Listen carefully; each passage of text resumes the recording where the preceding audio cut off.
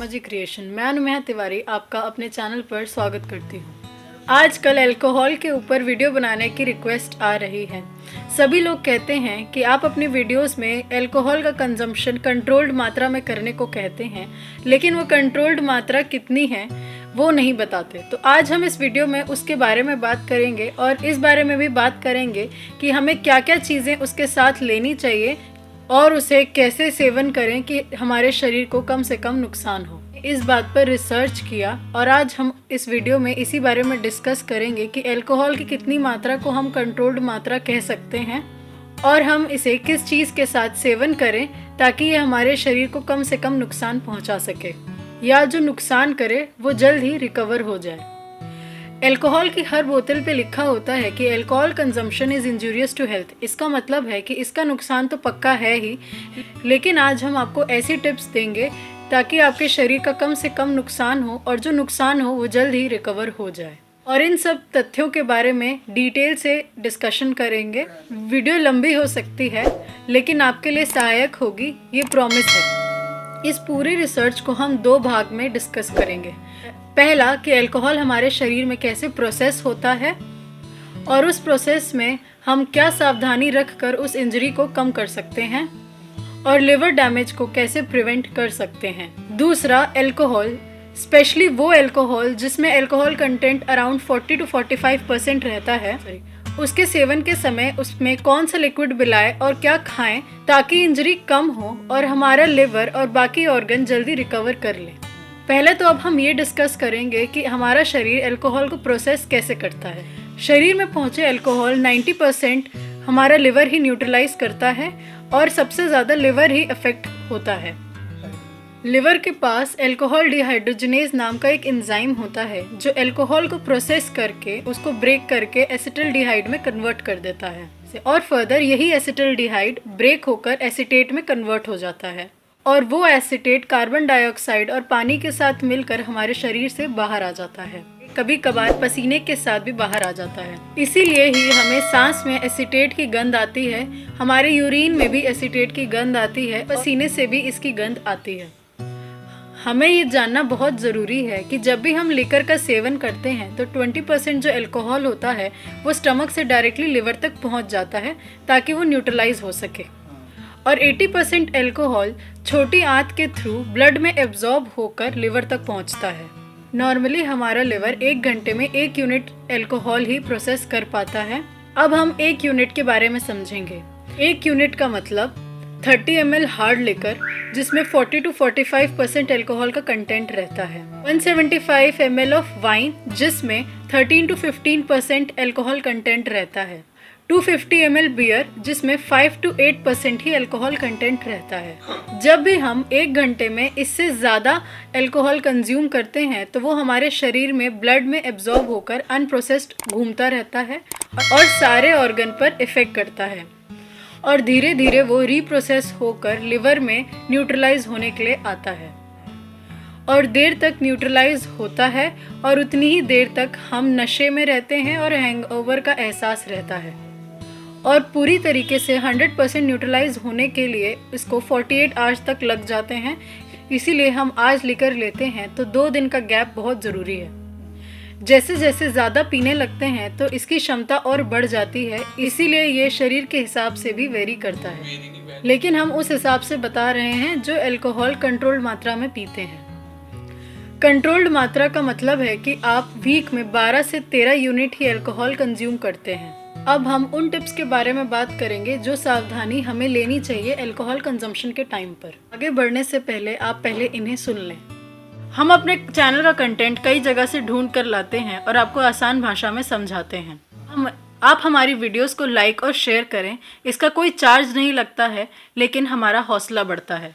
अगर आप पहली बार मेरी वीडियो देख रहे हैं तो हमारे चैनल को ज़रूर सब्सक्राइब करें और सबसे ज़रूरी बात, हमारे चैनल के बारे में दूसरों को भी बताएं ताकि दूसरे भी हमारे चैनल का लाभ उठा सकें।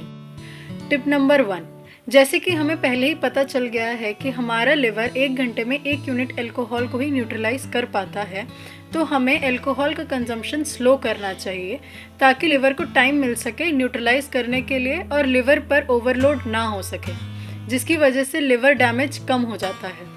टिप 2, जैसा कि हम जानते हैं कि 20% अल्कोहल डायरेक्टली हमारे स्टमक से लिवर तक पहुंच जाता है, तो उसमें तो हम कुछ नहीं कर सकते, लेकिन जो 80% अल्कोहल जो आंत के थ्रू प्रोसेस होकर आता है उसकी स्पीड को हम कंट्रोल कर सकते हैं। हम जानते हैं कि अल्कोहल का एब्जॉर्प्शन आंत के द्वारा बहुत जल्दी हो जाता है, इसीलिए जब हम खाली पेट अल्कोहल लेते हैं तो वो बहुत जल्दी से एब्जॉर्ब होकर हमारे खून में मिलकर सारे शरीर के अंगों पर इफेक्ट करने लगता है।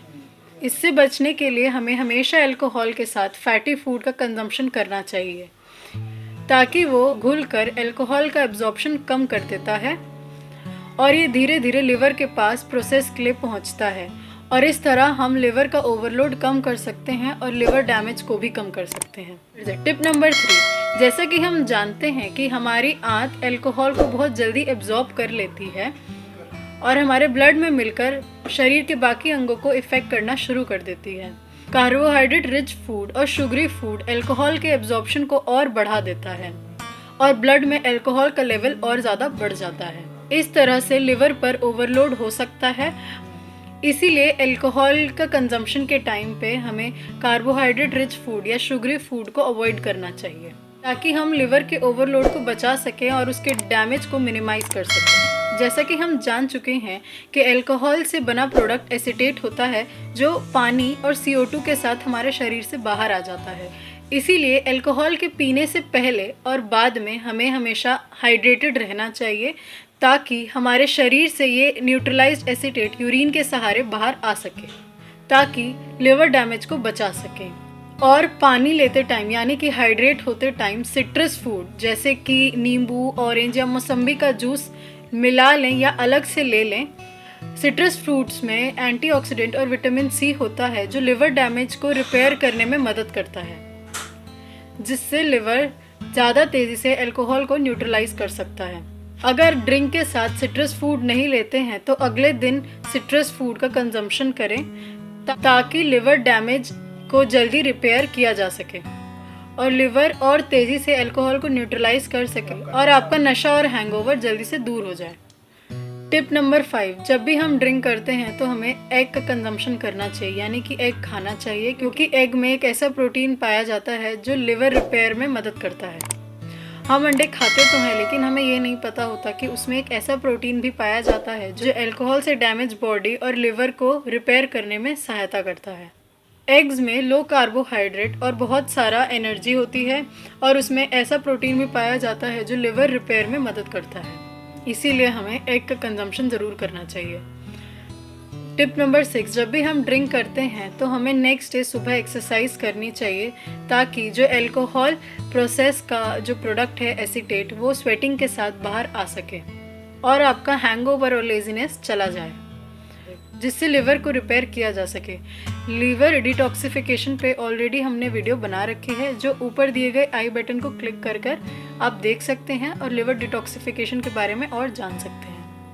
अब दूसरा पार्ट, यानी कि हार्ड लिकर किस चीज़ के साथ लेना चाहिए ताकि इसका इफेक्ट हमारे शरीर पर कम हो सके। हमारे इंडिया में टेस्ट बड्स कुछ इस तरह के हो जाते हैं कि लोगों को अक्सर मीठा या चटपटा खाना ही पसंद होता है, और लिकर का टेस्ट ज़्यादा अच्छा ना होने की वजह से वो लोग इसके साथ सोडा या सॉफ्ट ड्रिंक मिलाकर पीते हैं। अगेन, सोडा में सोडियम होता है जो हमारे शरीर में यानी कि ब्लड में सोडियम का लेवल बढ़ा देता है और हमारे ब्लड प्रेशर को बढ़ा सकता है। और सोडा में प्रिजर्वेटिव्स होते हैं, जिसकी वजह से अल्कोहल को ब्रेक करने में लिवर को दिक्कत होती है। तो लिकर के साथ सोडा का उपयोग करने से बचना चाहिए। सॉफ्ट ड्रिंक्स में भी प्रिजर्वेटिव्स और शुगर होता है। कार्बोहाइड्रेट और शुगर हमारे अल्कोहल प्रोसेसिंग में कैसे इफेक्ट करता है वो हम ऑलरेडी डिस्कस कर चुके हैं। प्रिजर्वेटिव्स की वजह से लिवर को अल्कोहल प्रोसेस करने में काफ़ी दिक्कत होती है। इस पार्ट से हमें ये कंक्लूजन निकलता है कि हमें अल्कोहल गर्म पानी या नॉर्मल पानी के साथ ही कंज्यूम करना चाहिए। और अंत में, अल्कोहल ड्रिंक अगर आप एडिक्शन में पी रहे हैं तो उसको कंट्रोल्ड मात्रा में लाने की कोशिश करें, क्योंकि अल्कोहल सेहत के लिए इंजूरियस तो है ही और हमारे लिवर को भी डैमेज करता है। आप अपना और अपने परिवार का ख्याल रखें और हमारी वीडियोस देखते रहें और हमारी वीडियोस के बारे में और लोगों को भी बताएं, ताकि वो इन वीडियोस का फ़ायदा उठा सकें। धन्यवाद।